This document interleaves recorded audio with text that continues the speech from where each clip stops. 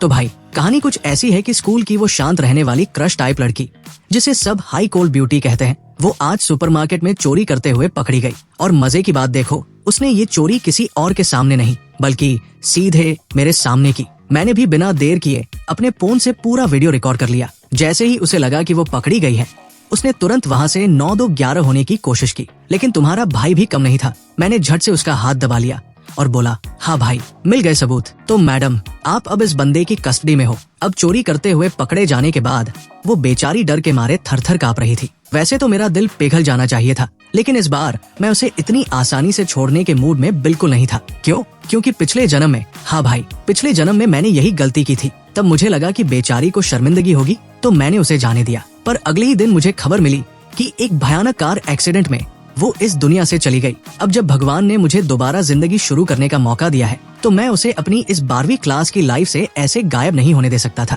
मुझे ये तो नहीं पता था कि वो एक्सीडेंट ठीक किस टाइम होने वाला है, इसलिए अपने दिल के इस डर को खत्म करने के लिए मैं उसे आज रात यही रोकने को भी तैयार था। बस वो आज का दिन सही सलामत पार कर ले, यही मेरा मकसद था। इसीलिए इस बार मैंने उसका हाथ नहीं छोड़ा। मैं उसे खींचकर सुपरमार्केट के एक खाली कोने में ले गया। फिर अपने चेहरे पर एक शातिर सी मुस्कान लाकर मैंने फोन निकाला और वो वीडियो प्ले कर दिया। मैंने थोड़ा मजाक उड़ाते हुए कहा, हे सुनिए मैडम, आप तो बिल्कुल नहीं चाहोगी ना कि ये वीडियो स्कूल के टीचर्स और बाकी लड़के लड़कियों के हाथ लगे। ये सुनते ही उसका चेहरा शर्म से एकदम लाल हो गया। उसकी बड़ी बड़ी पानी से भरी आंखें मुझसे बिना कुछ बोले मिन्नतें कर रही थी, पर मैं इस झांसे में आने वाला नहीं था। मैंने अपना हाथ सीधा आगे बढ़ाया और कड़क आवाज में बोला, जो कुछ भी चुराया है चुपचाप खुद ही बाहर निकालो, या फिर चाहती हो कि मैं खुद तलाशी लेना शुरू करूं? और हाँ, शायद तुम्हें पता नहीं है, पर ये सुपरमार्केट मेरे पापा का ही है। उस लड़की ने, जिसका नाम लिम नियांचू था, अपनी रोने जैसी आंखें उठाकर मुझे देखा। उसने एक लफ्ज भी नहीं कहा, बस अपने स्कूल बैग से चुपचाप 3 ब्रेड के पैकेट निकालकर टेबल पर रख दिए। उन्हें देखकर मैं तो सोच में पड़ गया। भाई, चोरी भी की तो सबसे सस्ती वाली ब्रेड, मतलब हद है। चोरी ही करनी थी तो कुछ बढ़िया महंगा सामान चुराती, कोई चिकन लेग पीस या कम से कम सॉसेज ही उठा लेती। मुझे कुछ गड़बड़ लगी तो मैंने उसका पूरा बैग ही टेबल पर पलट दिया। बैग से क्या क्या निकला? कुछ कॉपियां, गर्मियों की छुट्टियों का होमवर्क, पेन पेंसिल और एक फटा हुआ पेंसिल बॉक्स, और हाँ, एक सफेद रंग का सैनिटरी पैड भी। ये देखते ही लिम नियांचू का चेहरा एकदम शर्म से पीला पड़ गया। वो तुरंत झपटी, उस पैड को अपनी मुट्ठी में भींचा और अपना बैग वापस खींचने लगी। पर बैग इतना पुराना था कि उसका स्ट्रैप ही टूट गया। वो एकदम बेबस होकर अपनी लाल आंखों से मुझे घूरते हुए बोली, बस ये 3 ब्रेड ही थी। उसकी वो मासूम सी सूरत रोने जैसी हालत में और भी ज्यादा प्यारी लग रही थी। पर मैंने भी अपनी आंखें बड़ी की और रौब झाड़ते हुए बोला, अच्छा, अब चोरी ऊपर से सीना चोरी, मुझसे आंखें लड़ा रही हो? मैंने जानबूझकर उसके फटे हुए बैग को अनदेखा किया, उसे वापस झपटकर टेबल पर फेंका और उसके करीब आते हुए बोला, पर मैं इतना सीधा नहीं हूँ मैडम। इतना बड़ा बैग लेकर आई और सिर्फ 3 कौड़ी की ब्रेड चुराई? ये कहानी किसी और को सुनाना। मैं जैसे जैसे उसके नजदीक जाने लगा, वो घबराकर अपने छोटे छोटे हाथ आगे करके पीछे हटने लगी। मैंने नीचे उसकी जैकेट की तरफ देखा, जो थोड़ी फूली हुई लग रही थी। यहाँ कुछ फूला हुआ है, अंदर कुछ और भी छुपा रखा है क्या? उसने तुरंत अपने दोनों हाथ अपने सीने पर रख लिए और घबराकर बोली, नहीं, कुछ नहीं है। मुझे कोई बहाना नहीं सुनना, खुद ही अपनी जैकेट उतारो, वरना अगर मैंने हाथ लगाया तो ठीक नहीं होगा। या फिर कल पूरे स्कूल में ये तमाशा देखना चाहती हो? वो बुरी तरह डर गई। नहीं प्लीज। उसने कांपते हाथों से अपनी चेन पकड़ी और धीरे धीरे नीचे सरका दी। चेन खुलते ही उसकी गोरी सुराहीदार गर्दन और अंदर पहनी हुई एक पुरानी सिकुड़ी हुई टी शर्ट दिखने लगी। टी शर्ट के गले से उसकी कॉलर बोन साफ नजर आ रही थी। भाई मान गए, वो सच में बहुत गोरी थी। मुझे पहली बार एहसास हुआ कि लड़कियों के कपड़ों के अंदर कितना स्पेस होता है। लिम नियांचू की आंखें आंसुओं से भरी थी। उसने बेहद अपमानित महसूस करते हुए कहा, देख लिया, अब तसल्ली मिली? मैंने थोड़ा और पास जाकर देखा। उसके बदन से नहाने के साबुन और कपड़े धोने वाले पाउडर की एक हल्की सी खुशबू आ रही थी। मैंने कहा, अरे अंदर तो अभी एक और लेयर है कपड़ों की। उसने अपने होंठ चबाते हुए कहा, ये मेरी आखिरी टी शर्ट है, इसे मैं नहीं उतारूंगी। मैंने भी सिर हिलाया और ज्यादा जिद नहीं की। पर यहाँ मुझे एक बात समझ आई, अगर कोई आम लड़की किसी लड़के को इतने पास आकर तलाशी लेते देखती तो उसकी आंखों में नफरत और गुस्सा होता, लेकिन लिम नियांचू की आंखों में सिर्फ शर्म और झिझक थी। बस इसी पल मुझे समझ आ गया कि वो मुझसे नफरत नहीं करती। अगर थोड़ा ज्यादा सोचूं तो शायद इस वाक्य से पहले वो मुझे थोड़ा बहुत पसंद भी करती थी। पर जहाँ तक मुझे याद था, स्कूल में हमारी कभी बात नहीं हुई थी, यहाँ तक कि हमने कभी एक दूसरे को मुड़कर देखा भी नहीं था। क्या मैं अपने बचपन में इतना बड़ा बुद्धू था? अपने पुराने दिनों को याद करके ही मेरे सिर में दर्द होने लगता है। उस टाइम तो मेरे सिर पर सिर्फ शेन शियू का भूत सवार था। मैं उसके पीछे एकदम निब्बा बनकर घूमता रहता था। वो थोड़ा सा भी भाव देती तो खुश हो जाता और कभी इग्नोर करती तो रात भर नींद नहीं आती थी। अब सोचता हूँ तो लगता है कि कितना बड़ा गधा था मैं। खैर, मैं 2 कदम पीछे हटा और नीचे देखते हुए बोला, पैंट की जेबों में तो कुछ नहीं है ना? उस बेचारी ने बिना कोई नखरा किए तुरंत अपनी दोनों जेबें बाहर निकाल कर दिखा दी। मैंने उस तरफ ध्यान नहीं दिया। मेरी नजर तो दीवार पर टंगी घड़ी पर थी। अभी तो कुछ ही मिनट बीते थे। वो टक्कर मारने वाली गाड़ी तो अभी चौराहे तक पहुंची भी नहीं होगी। उसे और रोकने के लिए मैंने बात आगे बढ़ाई। जेबें खाली करने से क्या होता है? क्या पता कहीं और छुपाया हो? लाओ, मैं देखता हूँ। ये कहकर मैं नीचे झुका और उसकी शॉर्ट्स की तरफ हाथ बढ़ाने का नाटक किया। अब तो लिम नियांचू सच में डर गई। वो तेजी से सांसें लेने लगी। मुझे पता था वो यही करेगी, इसलिए मैंने मौका देखकर कहा, अच्छा चलो एक काम करो, अपनी जगह पर ही 2 बार जंप करो, देखो कुछ गिरता है क्या। जब वो अपनी जगह से नहीं हिली तो मैंने आखिरी दाव खेला। देखो, या तो मैं खुद तलाशी लूंगा या फिर तुम चुपचाप 2 बार कूद कर दिखाओ, चॉइस तुम्हारी है। ये सुनते ही उसने हार मान ली।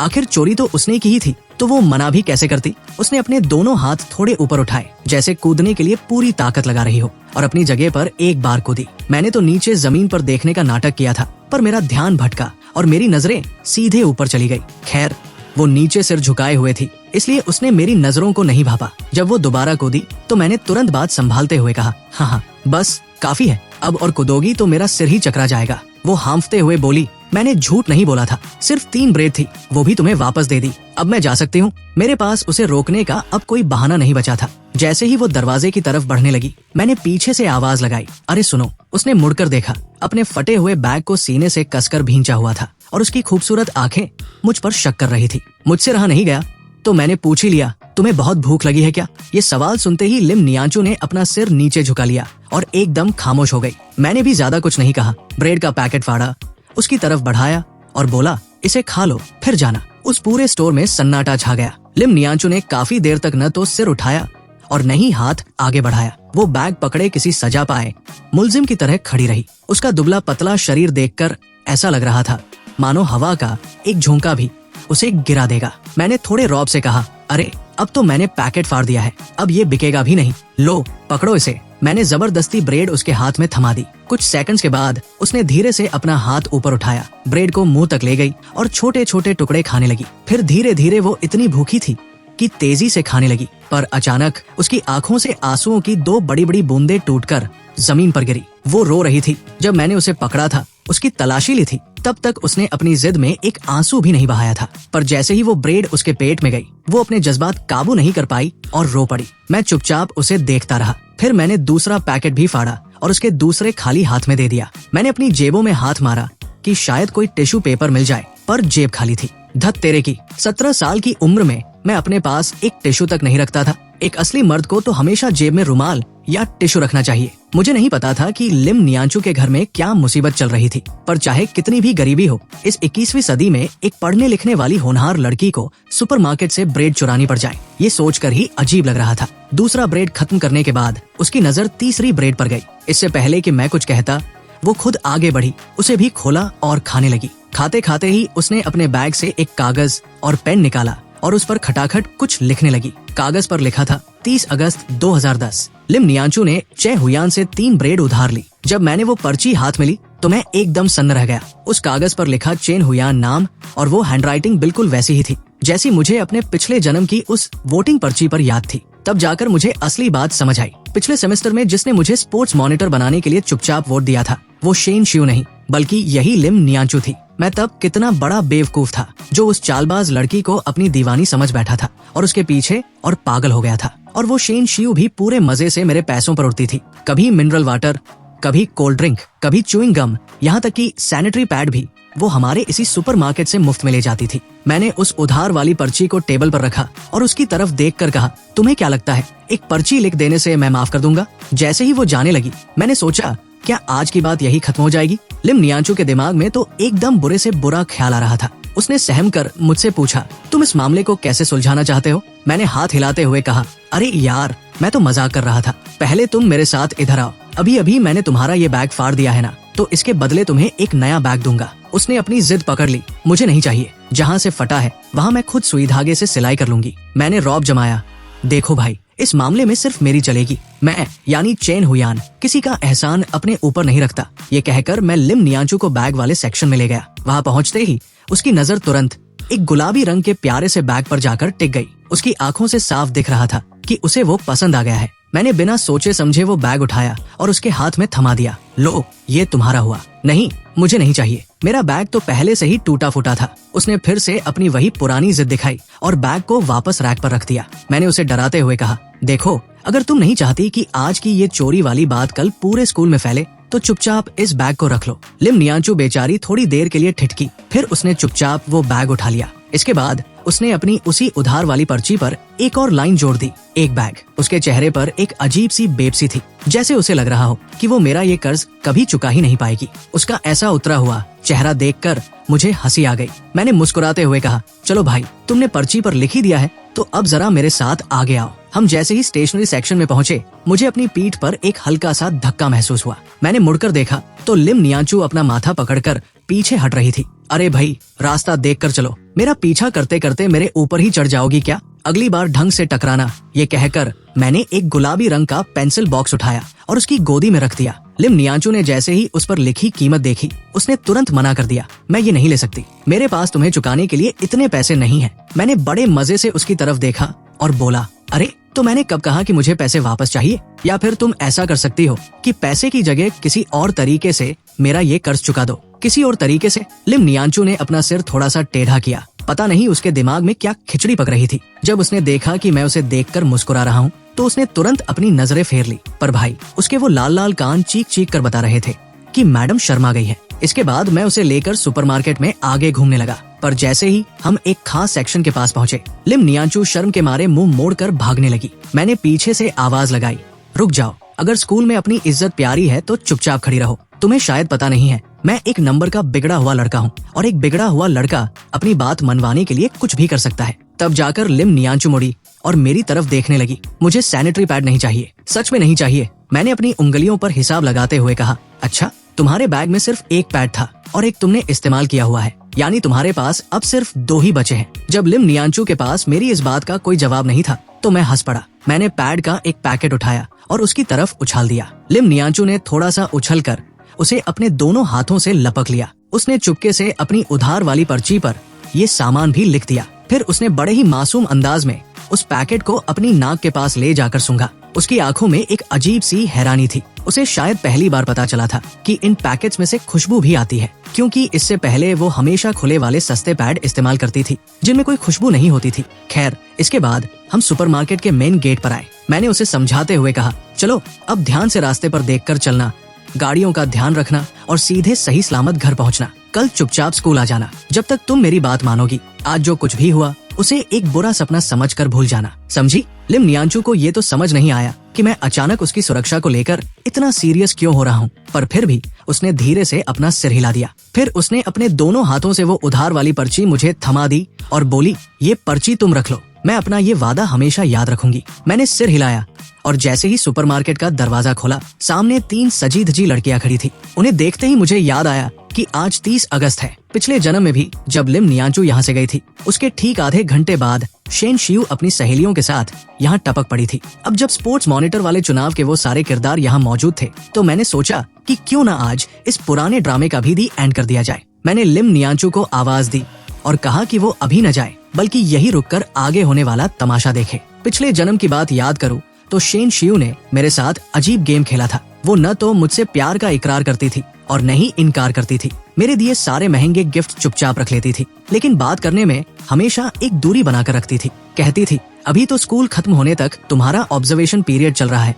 तुम अच्छा बर्ताव करो तो सोचूंगी। वहाँ मेरे पापा दुकान के लिए सामान लाते थे और यहाँ मैं सारा सामान ले जाकर शेन शियू की झोली में डाल देता था। मेरी इस निब्बागिरी को देखकर तो मेरी 14 साल की छोटी बहन भी मुझसे नफरत करने लगी थी। बाद में जब मैं कॉलेज के दूसरे साल में पहुंचा, तब जाकर मुझे पता चला कि शेन शियू तो पिछले 1 साल से किसी कॉलेज के सीनियर को डेट कर रही है।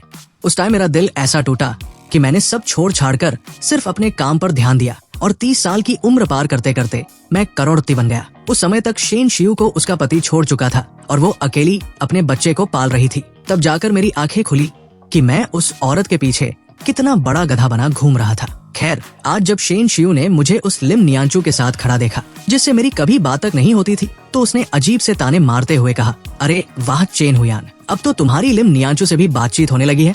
वैसे तुम्हें लिम नियांचू ज्यादा खूबसूरत लगती है या मैं? मैंने सीधे जवाब दिया, वो यहाँ सामान खरीदने आई थी। हाँ शेन मैडम, बताइए आज आपको क्या चाहिए? शेन शियू के साथ आई एक लड़की ने हैरान होकर अपना मुंह छिपाया और बोली, शेन शियू, तुम्हारे इस दोस्त का सच में इतना बड़ा सुपरमार्केट है? बहन, ये तो बहुत बड़ा है। शेन शियू के चेहरे पर एक घमंड सा आ गया। उसने बड़े रौब से हाथ हिलाते हुए कहा, हाँ बहन, तुम लोग आराम से घूमो और जो पसंद आए उठा लो। आज की पार्टी मेरी तरफ से। उन दोनों लड़कियों की आंखें फटी की फटी रह गई। उन्होंने कोई शर्म नहीं की और सुपरमार्केट से ढेर सारे चिप्स, कुरकुरे और चॉकलेट्स उठा लाई। शेन शियू ने भी अपनी पुरानी आदत के मुताबिक कुछ च्युइंग गम और कोल्ड ड्रिंक्स उठा ली। शेन शियू ने मुझसे कहा, चेन हुयान, जरा हमारे लिए 2 बड़े कैरी बैग निकालो तो। मैंने बिना कुछ बोले सामान उठाया और एक एक करके बारकोड स्कैनर से उनका बिल बनाना शुरू कर दिया। ये देखकर शेन शियू एकदम हक्का बक्का रह गई। अरे ये तुम क्या कर रहे हो? बिल बना रहा हूँ। और क्या तुम लोग सामान खरीदने ही तो आई हो ना? मेरी ये बात सुनते ही शेन शियू के पीछे खड़ी दोनों लड़कियां आपस में खुसर पुसर करने लगी। यार शेन शियू तो कह रही थी कि यहाँ पैसे नहीं देने पड़ते। अब शेन शियू की इज्जत दाव पर लग चुकी थी। उसने गुस्से में कहा, चेन हुयान, तुम आज इतने कंजूस क्यों बन रहे हो? थोड़ा सा खाने का सामान ही तो है, कौन सा बहुत महंगा है? उसकी बात सुनकर मुझे हंसी आ गई। मैंने कहा, हाँ सही कहा, महंगा तो बिल्कुल नहीं है। और जब तुमने खुद कहा है कि पार्टी तुम्हारी तरफ से है, तो क्या तुम इतने से पैसे भी नहीं दे सकती? ये सुनते ही शेन शियू की बोलती बंद हो गई। वहाँ खड़ी लिम नियांचू अपनी आंखें झपकाते हुए बड़े ताज्जुब से ये सारा तमाशा देख रही थी। अचानक शेन शियू ने काउंटर पर जोर से हाथ पटका। चेन हुयान, मुझे ये मत कहना कि तुम सीरियस हो, मुझे सच में बहुत गुस्सा आ रहा है। मैंने मजाक उड़ाते हुए कहा, देखो देखो, तुम तो गुस्सा हो गई। गुस्सा हो भी गई तो क्या, दिन दहाड़े डकैती डालोगी क्या दुकान में? शेन शियू का चेहरा गुस्से से तमतमा उठा। उसे लगा कि शायद कोई पुरानी बात है। उसने कहा, अच्छा तो कल तुमने मुझे मॉल में क्लास के मॉनिटर के साथ देख लिया था ना? चेन हुयान, तुम इतने छोटे दिल के क्यों हो? मैं और मॉनिटर तो बस अचानक वहाँ मिल गए थे। मैंने आराम से कहा, माफ करना मैडम, कल मैं पूरे दिन घर पर सो रहा था, मैं किसी मॉल वॉल नहीं गया। तो फिर आज तुम्हें क्या हो गया है? मैं तो बिल्कुल नॉर्मल हूँ। सामान खरीदो और पैसे चुकाओ, ये तो दुनिया का नियम है। क्यों लिम नियांचू जी, मैं सही कह रहा हूँ ना? लिम नियांचू ने जैसे ही अपना नाम सुना, उसने अपनी गर्दन दूसरी तरफ घुमा ली और कोई जवाब नहीं दिया, क्योंकि भाई उसने खुद अभी अभी चोरी की थी। तो उसे लग रहा था कि इस मामले पर ज्ञान देने की उसकी कोई औकात नहीं है। शेन शियू की सहेलियों से अब ये सब देखा नहीं गया। उन्होंने कहा, शेन शियू छोड़ो यार, हमारा वैसे भी ये सब खाने का मन नहीं है। इस छोटी सी बात के लिए गुस्सा होने की कोई जरूरत नहीं है। पर शेन शियू हार मानने वालों में से नहीं थी। उसने अपना आखिरी पैंतरा आजमाया। चेन हुयान, तुम्हें एक बात बता दूं, कल मॉनिटर ने मुझे प्रपोज किया है। ये सुनकर मैं खिलखिलाकर हंस पड़ा। अच्छा, तो तुमने पक्का मना नहीं किया होगा और ना ही यहाँ कहा होगा? यही कहा होगा ना कि अभी पढ़ाई पर ध्यान देना है, स्कूल खत्म होने के बाद सोचूंगी। जैसे ही मैंने उसकी इस चालाकी की पोल खोली, शेन शियू का दिमाग एकदम हिल गया। वो चीखी, चेन हुयान, तुम्हारा मतलब क्या है? मेरा कोई मतलब नहीं है। तुम्हें ये सामान लेना है या नहीं? नहीं लेना तो चुपचाप वापस रख दो। उन दोनों लड़कियों ने डरकर सामान वापस उठाना चाहा, पर शेन शियू ने उन्हें रोक दिया। चेन हुयान, तुम मुझसे इसी तरह प्यार करते हो? मेरे सामने अपना ऐसा रूप दिखा रहे हो? तुम देखना, मैं कल ही जाकर मॉनिटर के प्रपोजल को हाँ कह दूंगी। मैंने ये सुनते ही तालियां बजानी शुरू कर दी और हंसते हंसते बधाई हो का गाना गाने लगा। ये नजारा देखकर लिम नियांचू अपनी हंसी रोक ही नहीं पा रही थी, पर जैसे ही उसने देखा कि मैं उसकी तरफ देख रहा हूँ, उसने तुरंत अपना मुंह फेर लिया। उसकी आंखों में एक पल के लिए घबराहट साफ दिख रही थी। शेन शियू गुस्से में पैर पटकती हुई अपनी सहेलियों का हाथ पकड़कर बाहर जाने लगी। तुम कल पक्का मॉल आए थे चेन हुयान, तुम अपनी इस हरकत पर बहुत पछताओगे। तभी मैंने पीछे से कड़क आवाज में डांट लगाई, रुक जाओ वहीं। शेन शियू को लगा कि शायद मैं डर गया हूँ और अब माफी मांगूंगा, पर अगले ही पल मैंने काउंटर पर जोर से हाथ पटका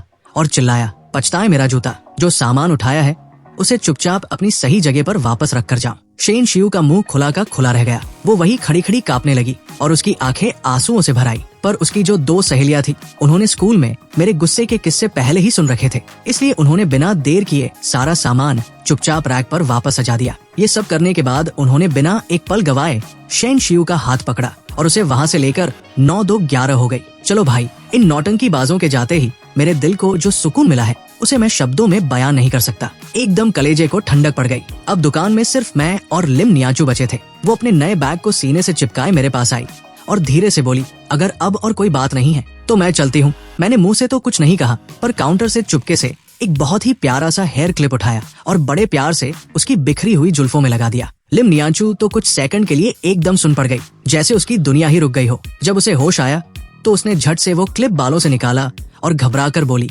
नहीं मुझे ये नहीं चाहिए। मैंने मुस्कुराकर कहा, अरे रख लो, ये मेरी तरफ से थैंक यू गिफ्ट है। पिछले साल जब स्पोर्ट्स मॉनिटर का चुनाव हो रहा था तब तुमने जो मुझे चुपके से अपना कीमती वो दिया था ना, ये उसी का छोटा सा इनाम है। ये सुनते ही लिम नियांचू की चोरी पकड़ी गई। उसकी आंखें इधर उधर डोलने लगी और चेहरा शर्म से लाल हो गया। 2-4 सेकंड तक वो वही खड़ी रही। फिर अचानक उसने वो क्लिप जबरदस्ती मेरे हाथ में ठूंसा और पैर पटकती हुई वहाँ से भाग खड़ी हुई। मैंने पीछे से चिल्लाकर कहा, अरे ओ मैडम, रास्ते में धीरे धीरे जाना, आराम से पैदल। अगर रोड पर भागने की गलती की ना तो कल सुबह स्कूल में तुम्हारी इस चोरी की रिपोर्ट सीधे प्रिंसिपल ऑफिस में करवा दूंगा, याद रखना। उसने मुड़कर तो नहीं देखा, पर भाई तुम्हारी इस भाभी ने डर के मारे तुरंत अपनी स्पीड कम कर ली और मटक मटक कर आराम से चलने लगी। ये देखकर मैं मन ही मन हंस पड़ा। अब मुझे समझ आ गया था कि ये चोरी वाली धमकी इस लड़की पर रामबाण का काम करती है। अगली बार जब इसे थोड़ा तंग करना होगा या कोई रोमांटिक मजाक करना होगा तो यही पैंतरा आजमाऊंगा। खैर भाई, दिन बीतते गए और आ गई 1 सितंबर यानी स्कूल का पहला दिन। जैसे ही मैं अपनी क्लास में पहुंचा और सीटिंग अरेंजमेंट देखा तो मेरी तो लॉटरी ही लग गई। पूरी क्लास में नीचे से नंबर 2 पर मैं था और आखिरी नंबर पर कौन था? हमारी वही हाई कोल्ड ब्यूटी लिम नियांचू। अब तुम सोचोगे कि इतनी पढ़ाकू लड़की आखिरी नंबर पर कैसे आई? अरे भाई, सीधा सा कारण था, वो बेचारी पिछली बार फाइनल एग्जाम देने ही नहीं आ पाई थी, जिसकी वजह से उसे 0 नंबर मिले थे और इसी वजह से वो सीधे आकर मेरी बेंच पर बैठ गई। यानी अब वो मेरी डेस्कमेट बन चुकी थी। हमारे क्लास टीचर, उन्होंने क्लास में कदम रखते ही सीधे मुझे उंगली दिखाई और कड़क आवाज में बोले, देख चेन हुयान, मैं तुझे पहले ही वार्निंग दे रहा हूँ, क्लास में उसे बिल्कुल परेशान मत करना, चुपचाप अपनी पढ़ाई करने देना। अगर मुझे भनक भी लगी कि तूने उसे तंग किया है तो सीधे ग्राउंड में ले जाकर धूप में खड़ा कर दूंगा। तुम्हारा भाई तो ठहरा ढीठ। मैंने वहीं पर थोड़ा सा मुस्कुराते हुए अपनी कोहनी से लिम नियांचू के हाथ पर हल्का सा टच किया और टीचर से पूछा, सर ऐसे धीरे से छूने को भी परेशान करना कहते हैं क्या? ये देखते ही लिम नियांचू के कान का निचला हिस्सा एकदम टमाटर की तरह लाल हो गया और वो बेचारी शर्माकर खिड़की की तरफ सिकुड़ गई। टीचर साहब तो गुस्से से लाल पीले हो गए। उन्होंने तुरंत अपना डंडा उठाया और मुझे मारने के लिए दौड़े, पर तुम्हारा भाई भी पुराना खिलाड़ी है। मैंने फटाक से कट मारा और डंडे से बचकर बड़े ठाठ से क्लास के अंदर आ गया। लिम नियांचू अपना सिर झुकाए मेरे पीछे पीछे आ रही थी और पूरी क्लास के सामने उसके दोनों कान अब शर्म से लाल हो चुके थे। हम दोनों क्लास की सबसे आखिरी बेंच पर खिड़की के पास जाकर बैठ गए। लिम नियांचू ने तुरंत अपनी किताब खोली और ऐसे दिखाने लगी जैसे वो बहुत मगन होकर पढ़ रही हो, पर मुझसे कहाँ रहा जाने वाला था। मैंने अपना सिर सीधे उसकी टेबल पर टिका दिया और बिना किसी डर के बड़े गौर से उसकी उन खूबसूरत कजरारी आंखों को निहारने लगा। लिम नियांचू ने जैसे ही देखा कि मैं उसे इतनी बेशर्मी से घूर रहा हूँ, उसने डर के मारे अपने हाथ में पकड़े पेन को कसकर भींच लिया। उसने अपनी गर्दन और नीचे झुका ली ताकि उसकी नजरें मुझसे न मिले और वो चुपचाप अपने पैरों के अंगूठे को देखने लगी। पर तुम्हारा भाई तो आशिक मिजाज था। मैं तब भी उसे टकटकी लगाए देखता ही रहा। पूरे 1 मिनट के बाद जब लिम नियांचू से और बर्दाश्त नहीं हुआ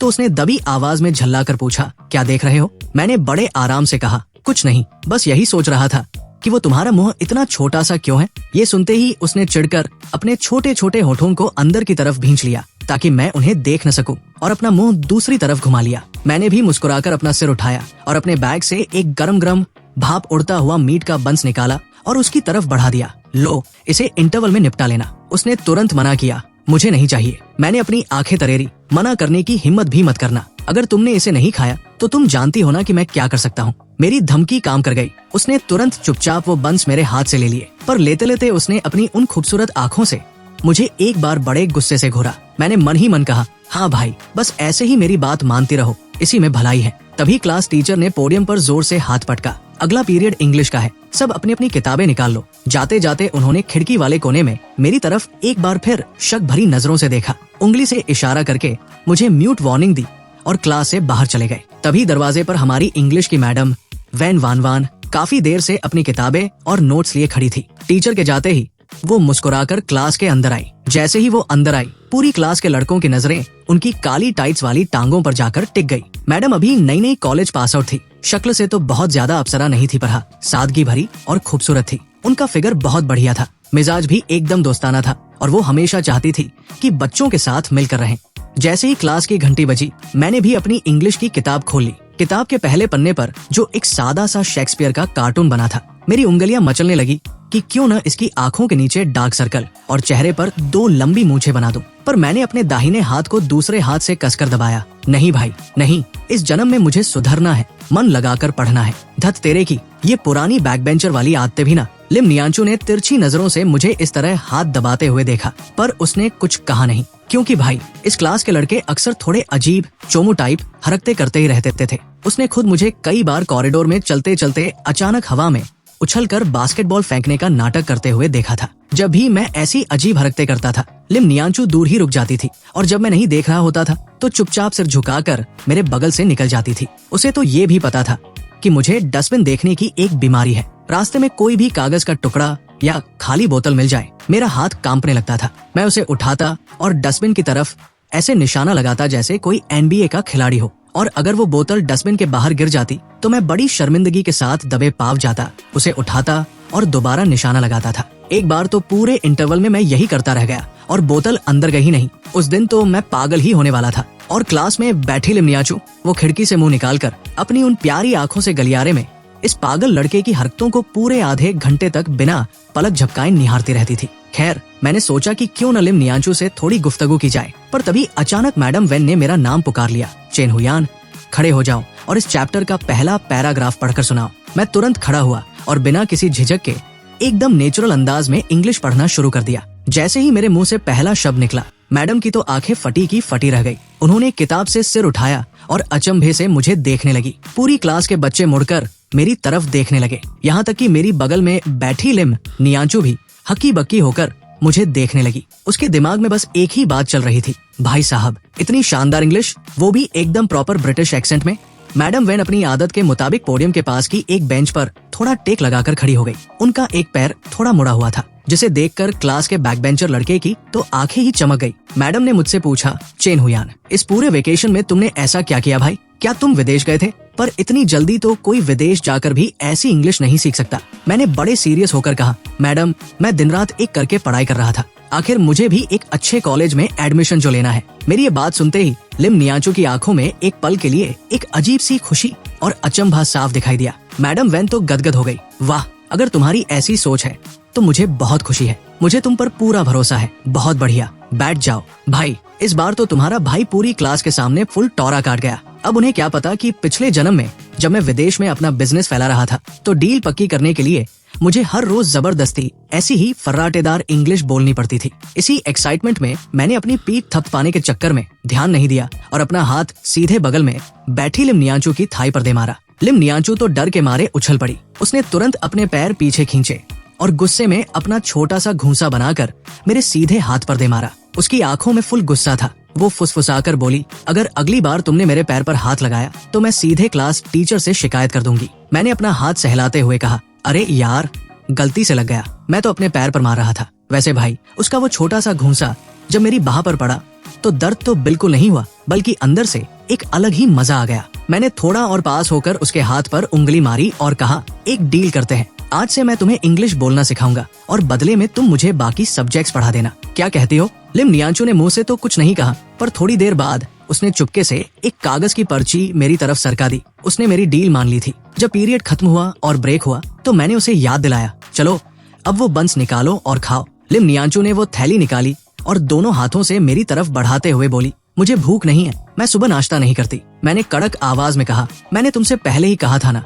चुपचाप इसे खा लो और मेरा दिमाग मत खराब करो। मेरी डांट सुनकर उसने धीरे से प्लास्टिक की थैली खोली, बंस को अपने गुलाबी होंठों के पास ले गई और छोटे छोटे टुकड़े करके चबाने लगी। पर जैसे ही उसके मुंह में वो रसीला मीट का मिक्सचर आया, उसकी आंखें चमक उठीं। भाई अगले ही पल उसने इतना बड़ा बाइट लिया कि आधा बन एक बार में ही गायब। वो इतनी तेजी से खाने लगी कि उसे खुद एहसास हुआ कि शायद वो बहुत गंदे तरीके से खा रही है। उसने शर्माकर एक बार मेरी तरफ देखा। उसके कान के निचले हिस्से फिर से गुलाबी हो चुके थे। मैंने मुस्कुराकर कहा, हाँ चुपचाप खाती रहो, ज्यादा दिमाग मत चलाओ। लिम नियांचू ने कुछ पल के लिए मुझे बड़ी ही ठंडी और गुस्से वाली नजरों से देखा, जैसे वो मन ही मन इस लड़के की दादागिरी के खिलाफ बगावत करना चाहती हो। पर तुम्हारा भाई कहाँ डरने वाला था। मैं अपना चेहरा उसके और करीब ले गया और बोला, अच्छा अभी भी आंखें दिखा रही हो और देखोगी तो मैं। मेरी इस आखिरी धमकी ने काम तमाम कर दिया। उसने तुरंत अपनी नजरें झुकाई, थैली खोली और तीसरे बन को अपने छोटे से मुंह में डाल लिया। पर इस बार वो बहुत धीरे धीरे खा रही थी,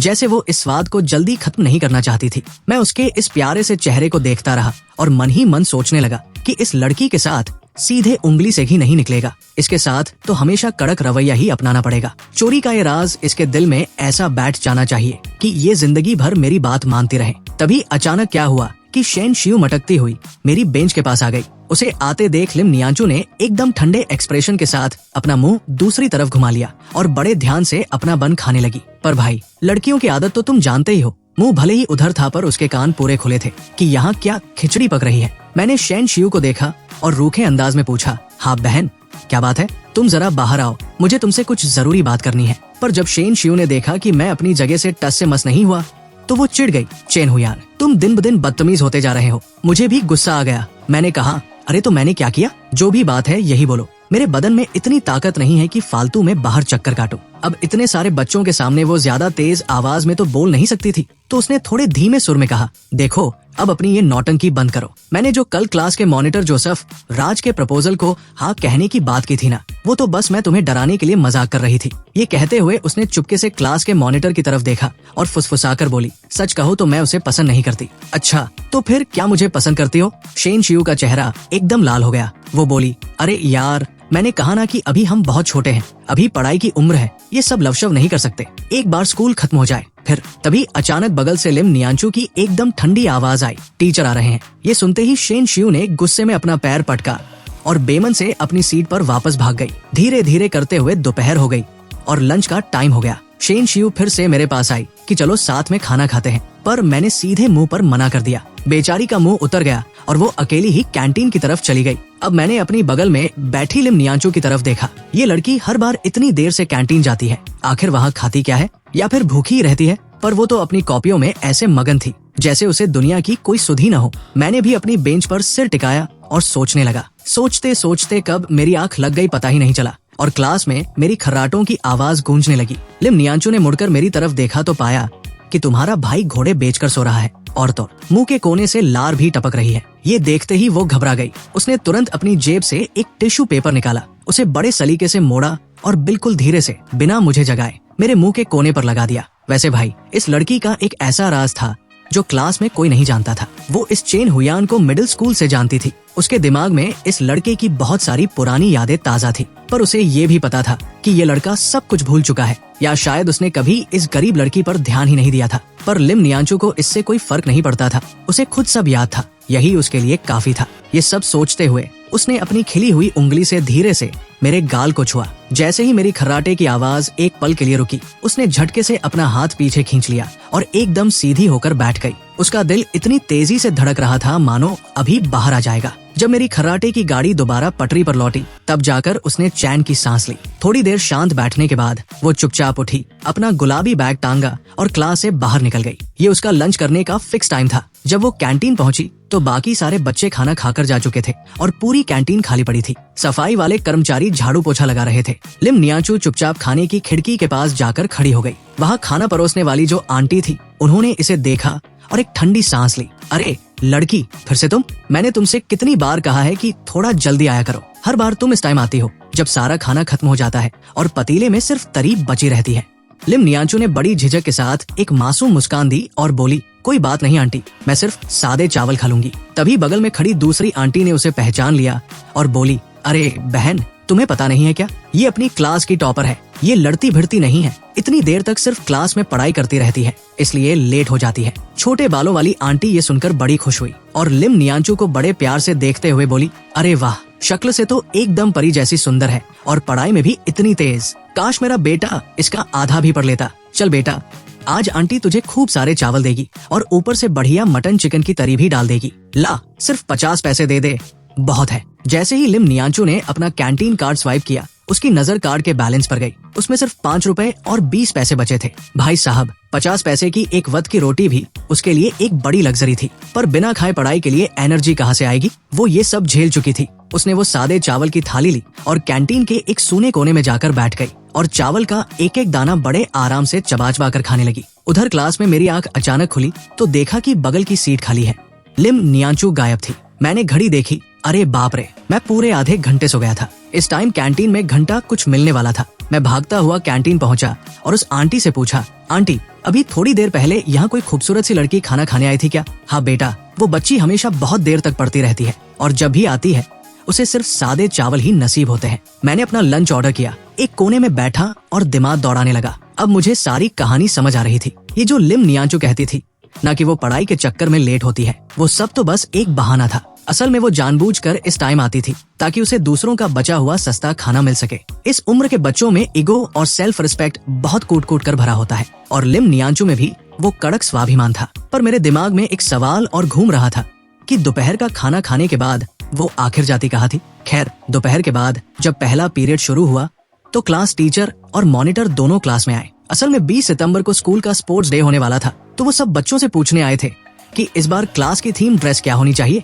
ये सुनते ही क्लास के सारे बैक बेंचर लड़के एक सुर में चिल्लाए, सर जेके यूनिफॉर्म। जेके यूनिफॉर्म यानी वो जापानी स्कूल वाली स्कर्ट और शर्ट। लड़कों की ये डिमांड सुनकर क्लास की सारी लड़कियां शर्मा गई और उनके चेहरे लाल हो गए। बस शेन शियू जैसी कुछ 2-4 लड़कियां थी जो मन ही मन बड़ी एक्साइटेड दिख रही थी। भाई, इस दौर में 2010 के आसपास लड़कियां आमतौर पर इतनी छोटी स्कर्ट नहीं पहनती थी। चाहे घर हो या स्कूल, सब थोड़े संस्कारी माहौल में ही रहते थे। मैंने तिरछी नजरों से बगल में देखा तो लिम नियांचू को इस सब ड्रामे से कोई मतलब नहीं था। वो अपनी किताब में डूबी हुई थी। मैंने भी चुपचाप अपना सिर घुमाया और कुछ नहीं बोला। वैसे यार, दिल की बात बताओ तो मैं भी देखना चाहता था कि लिम नियांचू जब वो खूबसूरत जेके यूनिफॉर्म पहनेगी तो कितनी कयामत ढाएगी। मैं चाहता था कि वो भी बाकी लड़कियों की तरह अपनी इस अलहड़ जवानी और स्कूल लाइफ को एंजॉय करे। भगवान ने उसे इतनी फुर्सत से बनाया था, पर किस्मत ने उससे ये सब खुशियां छीन ली थी। मानो अगर मैं चाहता तो उसके कपड़ों के पैसे खुद दे सकता था। मेरे पास अपनी पॉकेट मनी के इतने पैसे बैंक अकाउंट में पड़े थे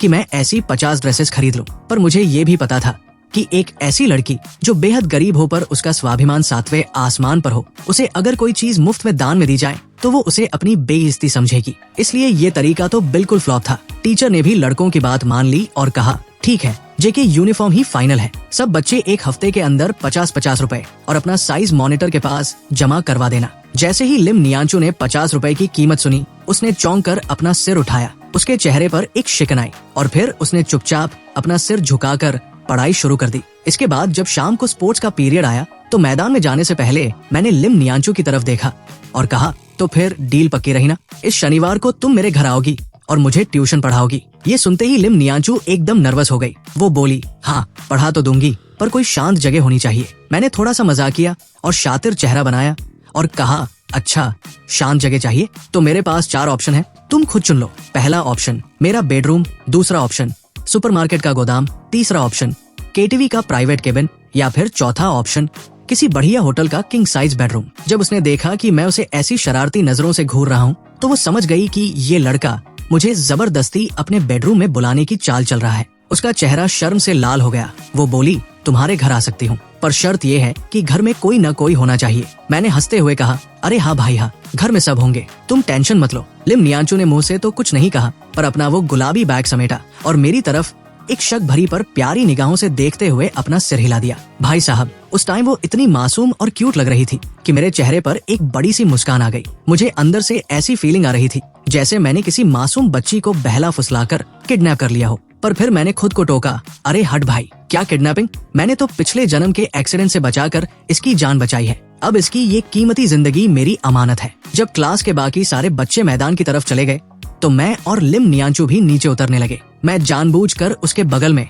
कंधे से कंधा मिलाकर चलना चाहता था, पर तुम्हारी इस भाभी की चालाकी देखो। वो अपना बैग टांगे जानबूझकर 2 कदम पीछे पीछे चल रही थी ताकि क्लास में कोई हमारे बारे में बातें न बनाए। मैंने भी ज्यादा ध्यान नहीं दिया, अपना बैग एक कंधे पर टांगा, दोनों हाथ जेब में डाले और मटकता हुआ ग्राउंड की तरफ बढ़ गया। मेरा 6 फीट का लंबा चौड़ा शरीर हवा में झूल रहा था। ये देखकर लिम नियांचू ने भी अपने कदम थोड़े तेज किए। अगर कोई पीछे से देखता ना भाई, तो मेरा वो नीला बैग और उसका वो गुलाबी बैग एकदम परफेक्ट कपल्स बैग जैसा लग रहा था। पर जाहिर सी बात है, हमारे इस सीधे साधे बैकबेंचर भाई को कहा ये सब समझ आता। ये बारीक नजारा तो सिर्फ उस नाजुक और शर्मीली लड़की के दिमाग में ही चल रहा था। खैर, जैसे ही हम खेल के मैदान में पहुंचे, पीटी सर ने सबको वार्म अप करने के लिए लाइन में खड़ा कर दिया। जैसे ही मैदान के चक्कर पूरे हुए, हमारी पूरी क्लास कतार बनाकर खड़ी हो गई। सामने खड़े थे हमारे पीटी सर सनपिंग, एकदम लंबे, पतले और धूप में झुलसे हुए काले रंग के। स्कूल में ये अफवाह थी कि ये भाई साहब सिर्फ एक हाथ से 20-20 पुलअप्स मार देते हैं।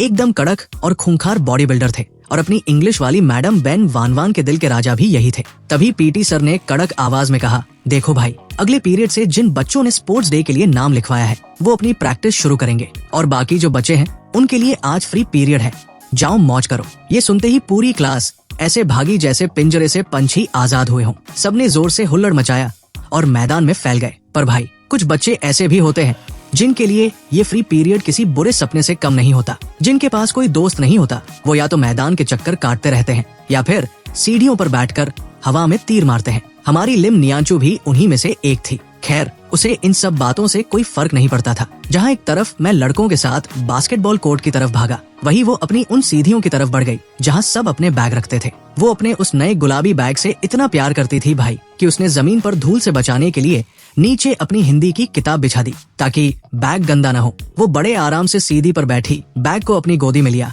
और हिंदी की किताब खोलकर बैठ गई। पर भाई, लड़कियों का दिमाग भी गजब होता है। किताब तो सामने खुली थी, पर उसकी नजरें अपने आप बार बार बास्केटबॉल कोर्ट की तरफ फिसल रही थी। वो हमेशा यही करती थी। जब भी फ्री पीरियड मिलता, पढ़ाई करने के बहाने बैठती और अपना पूरा कीमती टाइम इस भाई का बास्केटबॉल मैच देखने में बर्बाद कर देती थी। तभी तुम्हारे भाई ने स्कूल यूनिफॉर्म में ही बॉल पकड़ी, तेजी से ड्रिबल करते हुए सामने वाले खिलाड़ी को छकाया और मॉनिटर झा को तो ऐसा चकमा दिया कि वो दाएं बाएं डगमगा गया। फिर क्या, भाई ने 2 कदम बढ़ाए और हवा में उछलकर सीधे बास्केट मार दिया। वो लोहे का रिंग भी वूमू करके कांपने लगा। मैं बड़े टौरे से नीचे उतरा और अपनी गर्दन सीधी की। ये देखकर सीढ़ियों पर बैठी लिम नियांचू की आंखें फटी की फटी रह गई और उधर कोर्ट के किनारे खड़ी शेन शियू और उसकी दोनों सहेलियां भी मुंह खोले मुझे ही ताक रही थी। मॉनिटर, जो बीच की मांग निकालकर हीरो बनता था, उसके बाल तो ऐसे बिखर गए जैसे भीगी बिल्ली हो। वो हैरान होकर बोला, चेन हुयान, साले तुझे बास्केटबॉल खेलना भी आता है? सच बताओ तो मैं खुद थोड़ा हैरान था। कल जब से दोबारा इस जन्म में आया हूँ, मुझे महसूस हो रहा था कि मेरे बदन की ताकत और कूदने की क्षमता काफी बढ़ गई है। शायद भगवान ने पिछले जन्म के बदले इस जन्म में ये बोनस गिफ्ट दिया था। पर मैं मन ही मन सोच रहा था, अरे भगवान, इस बदन की ताकत बढ़ाने से अच्छा मेरे दिमाग का सॉफ्टवेयर थोड़ा अपडेट कर देते। इस ताकत का मैं क्या करूं? क्या ये मुझे कॉलेज की परीक्षा पास करवाएगी? तभी शेन शियू का चेहरा थोड़ा गुलाबी हुआ और वो शर्माते हुए बोली, चेन हुयान, तुम अभी खेलते हुए बहुत कूल लग रहे थे। मैंने उसे एक ठंडी और बेरुखी नजरों से देखा और अपनी नजरें घुमाकर दूर उन सीढ़ियों की तरफ टिका दी। और भाई, ठीक उसी पल हमारी नजरें आपस में टकरा गई। जैसे ही हमारी आंखें मिली, लिम नियांचू ने बिजली की फुर्ती से अपना सिर घुमा लिया। उसने अपनी हिंदी की किताब को सीने से कसकर भींच लिया और अपने होंठ हिलाने लगी जैसे वो बहुत लगन से कोई कविता याद कर रही हो। पर भाई, उसका एक कान फिर से टमाटर की तरह लाल हो चुका था। मैंने मन ही मन कहा, ये लड़की भी ना सालों से वही बैठी रहती है। मुझे याद आया कि पिछले जन्म में भी जब भी पीटी का पीरियड होता, ये इसी कोने में किताब लेकर बैठ जाती थी। मैंने सोचा, अरे मैडम, तुम्हारा ये बंदा कोर्ट पर इतनी गजब परफॉर्मेंस दे रहा है तो तुम कम से कम पास आकर चीयर तो कर सकती हो। मैंने अपनी नजरें हटाई तो देखा कि शेन शियू और उसकी सहेलियां अभी भी मेरे ऊपर लट्टू हुई जा रही थी। शेन शियू ने फिर से अपनी बात दोहराई, चेन हुयान, सच में तुम्हारा वो शॉट बहुत शानदार था। उसकी आवाज से लग रहा था कि वो कभी किसी की तारीफ नहीं करती और आज कर रही है तो बहुत बड़ा एहसान कर रही है। मैंने बस नाक से हूं किया और आगे बढ़ गया। शेन शियू को मेरी तारीफ करते देख मॉनिटर को मिर्ची लग गई। उसने अपनी बीच की मांग वाले बालों को झटका और चिढ़कर बोला, अरे बास्केटबॉल में मुझसे आगे कोई नहीं निकल सकता। चेन हुयान, दम है तो आजा 1-on-1 मुकाबला हो जाए। इससे पहले कि मैं कुछ जवाब देता, क्लास का एक और चोमू लड़का बीच में कूद पड़ा। अरे मॉनिटर साहब, आप उसे और भाव क्यों दे रहे हो? असली मजा तो तब आएगा जब वो बास्केट मारने जाए और हम सब ऐसे दिखावा करें जैसे कुछ हुआ ही नहीं। एकदम इग्नोर मारो साले को। मैंने उस लड़के की तरफ देखकर हाथ से अंगूठा दिखाया। वाह भाई वाह, दिमाग तो बड़ा शातिर पाया है तूने। खैर, मैच दोबारा शुरू हुआ और मॉनिटर ने बॉल पास की। पर जैसे ही मैंने पीछे मुड़कर देखा, मेरे चेहरे का रंग उड़ गया। मैंने बिना सोचे समझे बॉल को वहीं छोड़ दिया। मॉनिटर ने बॉल लपकी और खुश होकर बास्केट मारने भागा, पर मुझे उसकी कोई परवाह नहीं थी। मैं कोर्ट छोड़कर सीधे उन सीढ़ियों की तरफ भागा। वहाँ सीढ़ियों के पास बहुत सारे बच्चों की भीड़ लगी थी। जब मैंने भीड़ को चीरकर अंदर देखा तो पाया कि लिम नियांचू जमीन पर बैठी हुई थी और दर्द के मारे उसका चेहरा उतरा हुआ था। उसने अपने सीधे पैर के टखने को दोनों हाथों से पकड़ रखा था। पीटी सर भी वहाँ पहुँच चुके थे। उन्होंने अपना सीटी वाला धागा गर्दन पर खिसकाया और पूछा, अरे क्या हुआ यहाँ? बगल में खड़ी एक लड़की ने डरते डरते कहा, सर मुझे ठीक से तो नहीं पता, पर मैंने देखा कि पीछे से किसी लड़की ने लिम नियांचू को धक्का दे दिया जिससे वो सीढ़ियों से नीचे लुढ़क गई। मैंने गुस्से में पूछा, वो लड़की कौन थी? किस क्लास की थी? सर चेहरा साफ नहीं दिखा, वो धक्का देकर तुरंत भाग गई। ये सुनते ही मेरा तून खौल उठा। मैंने क्लास के सामने ही जोर से गाली बकी, धत तेरे की, जो कोई भी है, साले को अगर मैंने पकड़ लिया तो हड्डी पसली एक कर दूंगा।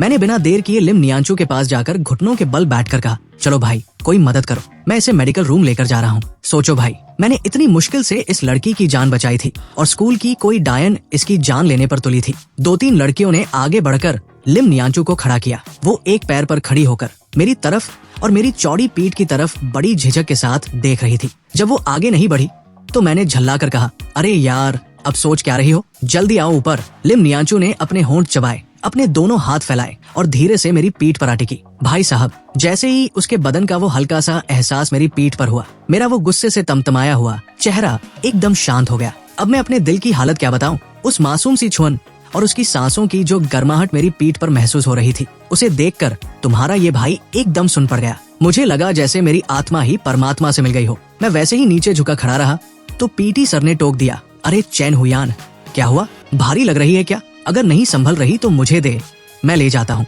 ये सुनते ही लिम नियांचू ने डर के मारे मेरे गले को अपने दोनों हाथों से और कसकर पकड़ लिया। उसके दोनों कान एकदम लाल हो चुके थे और वो शर्म के मारे अपना मुंह मेरी शर्ट में छिपा रही थी। तुम्हारा भाई तुरंत होश में आया और बोला, अरे नहीं सर, नहीं, वो बस पैर में हल्की सी क्रैम्प आ गई थी, अब मैं बिल्कुल ठीक हूँ। मैंने तुरंत दम लगाया और खड़ा हो गया। अपने दोनों हाथों से मैंने उसकी टांगों को नीचे से सपोर्ट दिया। जब मुझे लगा कि वो थोड़ी नीचे खिसक रही है तो मैंने उसे ऊपर की तरफ एक हल्का सा झटका दिया। भाई साहब, उस पल ऐसा लगा जैसे पूरी दुनिया का सुख मेरी इसी पीठ पर सिमट आया हो। इस फीलिंग को मैं शब्दों में बयां नहीं कर सकता। अगर देशी भाषा में कहूँ ना तो उस दिन मुझे समझ आया कि लड़कियों को नाजुक कली क्यों कहा जाता है। उसके बदन से वो जो हल्की हल्की खुशबू आ रही थी, उसे सूंघकर मुझे अंदर से ऐसा लगा जैसे ये लड़की अब सिर्फ और सिर्फ मेरी ही है। मन में ख्याल आया कि भाई, जो कोई भी भविष्य में इससे शादी करेगा उसकी तो किस्मत ही खुल जाएगी। मैं उसे पीठ पर लादे सीधियों के पास लाया और थोड़ा नीचे झुककर कहा, चलो अपना वो गुलाबी बैग उठा लो।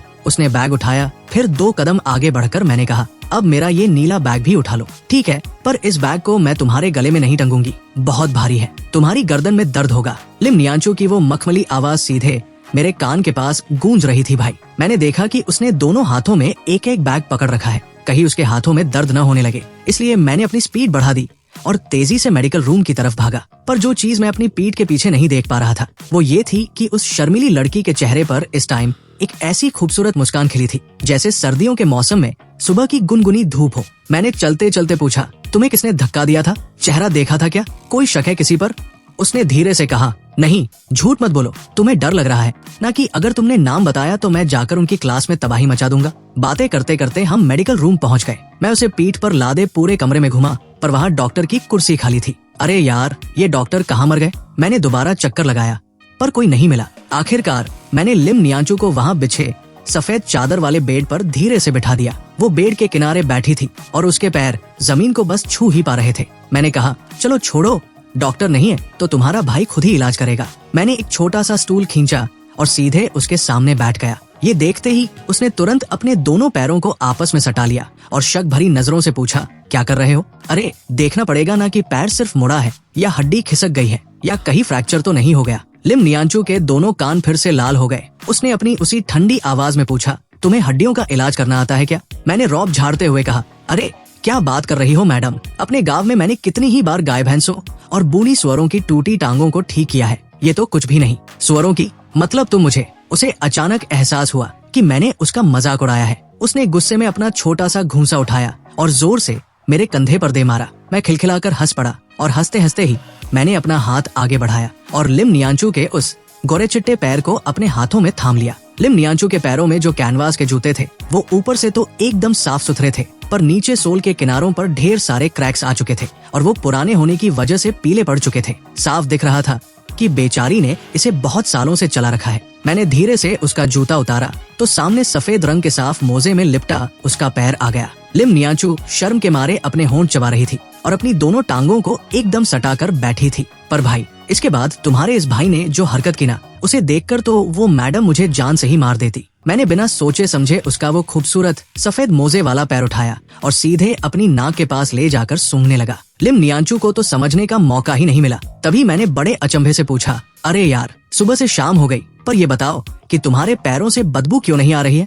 तुम बिल्कुल पागल हो क्या? भाई साहब, जो लड़की पूरे स्कूल में इतनी शांत और कड़क मानी जाती थी, आज वो भी अपनी शालीनता भूलकर मेरे ऊपर बुरी तरह चीख पड़ी। मैंने थोड़ा सा मुंह बनाया और जो पैर उसने झटके से पीछे खींचा था उसे दोबारा लपककर अपने हाथों में पकड़ लिया। वो फिर से पैर छुड़ाने के लिए छटटाने लगी तो मैंने उसकी टांग पर एक हल्का सा थप्पड़ मारा और डांटते हुए बोला, अरे चुपचाप बैठो ना। लिम नियांचू ने बेहद शर्मिंदगी महसूस करते हुए हार मान ली, पर उसकी आंखों में मेरे लिए फुल गुस्सा भरा हुआ था। मैंने धीरे से उसका वो सफेद मोजा भी नीचे सरका दिया तो भाई साहब, अंदर से मक्खन जैसी गोरी और मखमली त्वचा बाहर आ गई। उसकी एड़ी तो ऐसी थी जैसे गुलाबी रंग की कोई नाजुक कली हो। मैंने अपनी उंगलियों से उसके एंकल के उस हिस्से को छुआ जहाँ थोड़ी सूजन थी। लिम नियांचू के मुंह से एक हल्की सी सिसकी निकली। मैंने पूछा, दर्द हो रहा है क्या? उसने शर्माते हुए धीरे से सिर हिलाया और फुसफुसाकर बोली, थोड़ा धीरे करो। मैंने अपने दोनों हाथों से उसके उस नाजुक टखने को दोनों तरफ से पकड़ा और धीरे धीरे घुमाकर देखा कि कहीं कोई हड्डी तो नहीं खिसक गई है।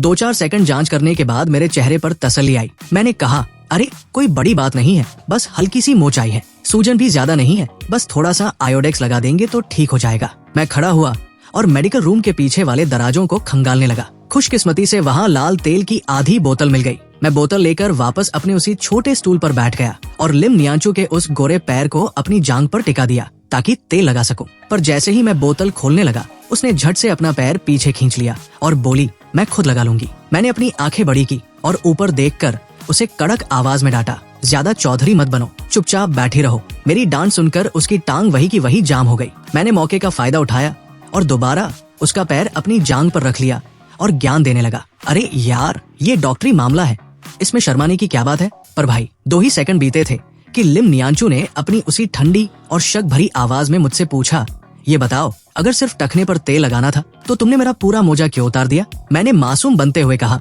है मैंने उतारा क्या? तो फिर तुम्हारे हाथ में वो क्या है? मैंने नीचे देखा तो भाई साहब, मेरे हाथ में उसका वो सफेद मोजा लटका हुआ था और उल्टे हाथ में उसकी वो छोटी सी संगमरमर जैसी खूबसूरत नंगी जादुई एड़ी हवा में झूल रही थी। अभी तो मैंने ढंग से उसे निहारा भी नहीं था कि लिम नियांचू ने शर्म और गुस्से के मारे झटके से अपना पैर पीछे खींच लिया। उसने बड़ी बेरुखी से मेरे हाथ से अपना मोजा छीना और मुझे ऐसे घूरा जैसे मैं दुनिया का सबसे बड़ा ठरकी या फुट फैटिश वाला इंसान हूँ। उसने मेरी तरफ अपनी पीठ घुमाई, खुद ही फटाफट तेल लगाया, मोजा जूता पहना और अपना वो गुलाबी बैग टांग कर बिना कुछ बोले मेडिकल रूम से बाहर निकल गई। मैं भी अपना बैग उठाकर उसके पीछे पीछे भागा और सफाई देने लगा। अरे यार, मेरी बात तो सुनो। वो असल में कभी कभी मेरे हाथ मेरे दिमाग की बात नहीं सुनते, वो अपने आप ही बहक जाते हैं। पर लिम नियांचू ने मेरी एक न सुनी। वो अपना सिर झुकाए तेजी से आगे बढ़ती रही। इस टाइम स्कूल की छुट्टी हो चुकी थी और चारों तरफ सन्नाटा होने लगा था। उसने मुझसे कहा कि वो अभी घर नहीं जाएगी बल्कि क्लास में जाकर